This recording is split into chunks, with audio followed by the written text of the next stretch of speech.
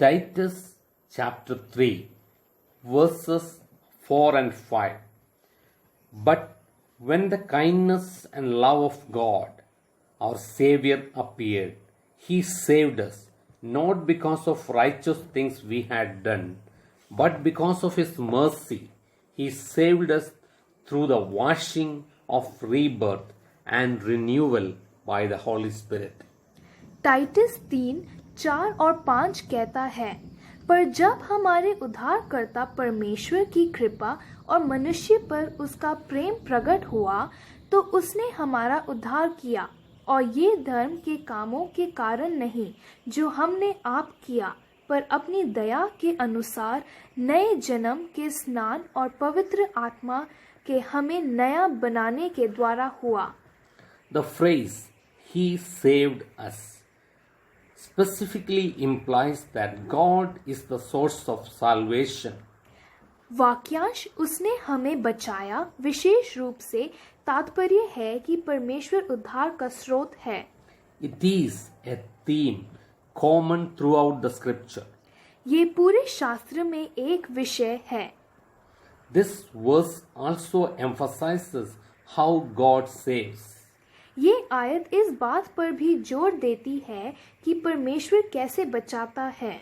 Being saved is not something we accomplish through our good deeds, but through the mercy of God.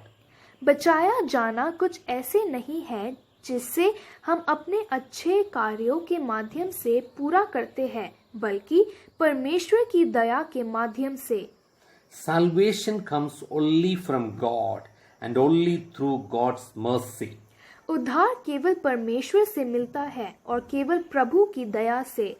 Salvation refers to the spiritual cleansing which takes place when a person accepts Christ in his or her life.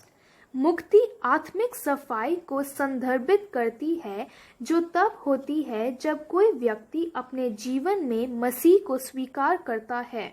At that moment, a person's life is regenerated or made new. उस पल में एक व्यक्ति का जीवन पुनर्जीवित या नया बना दिया जाता है. The Holy Spirit renews our lives when we come to faith in Christ. जब हम मसीह में विश्वास करते हैं तो पवित्र आत्मा हमारे जीवन को नवीकरण करता है. God's highest expression of love and kindness towards mankind is rooted in His eternal plan of redemption. मानव जाति के माध्यम से प्रेम और दया की परमेश्वर की सर्वोच्च अभिव्यक्ति उसकी मुक्ति की शाश्वत योजना में निहित है. Christ was appointed by the Father to fulfill His plan of salvation and to secure it by the sacrifice of His righteous life through the spilling of His holy blood on the cross of Calvary. मसीह ने अपने उद्धार की योजना को पूरा करने के लिए और अपने धर्म में जीवन के बलिदान द्वारा इसे सुरक्षित करने के लिए पिता द्वारा नियुक्त किया था. कैलवरी के क्रूस पर पवित्र रक्त के छींटे के माध्यम से. He gave us life, the spirit of life, newness of life, eternal life, and abundant life because of the depth of His loving kindness and sweetest compassion. उसने हमें जीवन दिया, जीवन की भावना, उसकी प्रेम में दया और मधुर करुणा की गहराई के कारण जीवन का नयापन, अनंत जीवन और प्रचुर जीवन. Because of the greatness of God's love for humanity, He stretched wide His everlasting arms of love and willingly gave up His life for us, for you and for me. मानवता के लिए परमेश्वर के प्रेम की महानता के कारण उन्होंने अपने प्रेम की चिरस्थायी हथियारों को विस्तृत किया और स्वेच्छा से हमारे लिए और आपके लिए अपना जीवन त्याग दिया. There is nothing we can do to assist God's transforming work in our life except submit to Him and acknowledge that it is through His goodness and grace that we are being changed from our present situation into a greater glory. हमारे जीवन में परमेश्वर की परिवर्तनकारी कार्यों की सहायता के लिए हम कुछ भी नहीं कर सकते हैं, उसे प्रस्तुत करने के अलावा, और स्वीकार करते हैं कि ये उसकी अच्छाई और अनुग्रह के माध्यम से है कि हम अपनी वर्तमान स्थिति से अधिक गौरव में बदल रहे हैं। Salvation in all its appearances comes through Christ alone, for he was appointed by the Father of love to fulfill God's wonderful plan of salvation through the justification, sanctification, and glorification of all who simply trust in the name of the Lord Jesus Christ. अपने सभी दिखावे में उद्धार अकेले मसीह के माध्यम से आता है, क्योंकि वे प्रेम के पिता द्वारा नियुक्त किए गया था परमेश्वर की मुक्ति की अद्भुत योजना को पूरा करने के लिए, और सभी का महिमा की बात जो केवल प्रभु यीशु मसीह के नाम पर भरोसा करते हैं। Sometimes people who have been saved for a while agree that the Lord has changed them, but they forget how they were before Jesus made a difference in their lives.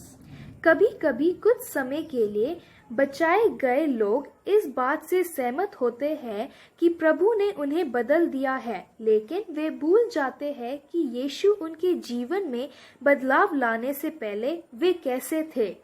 We still, after we were saved, are not perfect, but God does change the believer.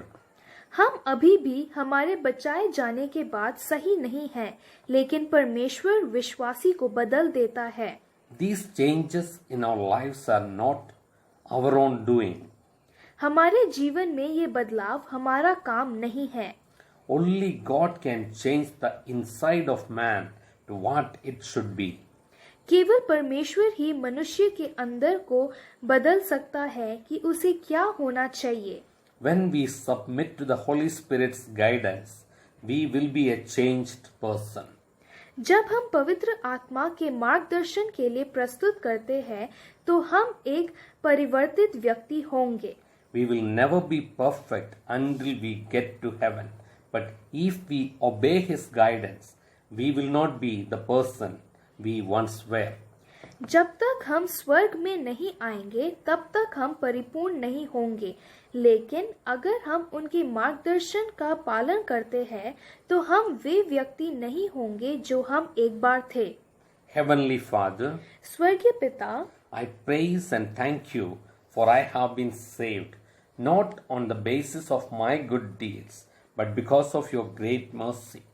मैं आपकी स्तुति और धन्यवाद करता हूँ, क्योंकि मैं बचाया गया हूँ मेरे अच्छे कामों के वजह से नहीं, बल्कि आपके उस महान कृपा के वजह से। Thank you that you have washed away my sins and made me a new person in Christ through the power of the Holy Spirit. धन्यवाद कि आपने मेरे सारे पापों को धो दिया और मसीह में एक नए व्यक्ति को बनाया है पवित्र आत्मा की उस महान सामर्थ से। In Jesus' name I pray. Amen. यीशु मसीह के नाम में मैं प्रार्थना करता हूँ। आमीन।